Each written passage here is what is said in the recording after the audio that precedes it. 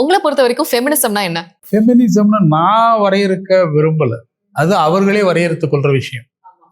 என்னை பொறுத்த வரைக்கும் பெண்களுக்கான உணர்வு, பெண்களுக்கான சுதந்திரம் அதை நம்ம கொடுக்குறோம் அப்படிங்கிறது ஒரு அபத்தமான செயல். அதுவே மிகப்பெரிய ஆணாதிக்கத்துடைய தன்மை.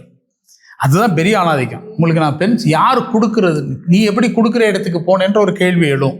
அதுவும் ஆணாதிக்கம் தான். ஆணாதிக்கம் அதில் பெண்களும் காரணம், பழைய பெண்கள் பழமைவாதிகளும் காரணம். அதனால எனக்கு அந்த பெண்ணியம் அப்படிங்கிறது அவர்களுடைய இயங்கும் தளம், அது அவர்களுக்கானது விருப்பம்.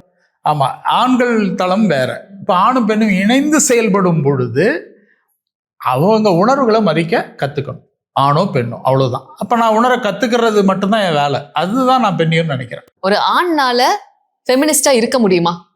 நேர்மையா நீங்க பார்த்த நேர்மைன்றீங்களா?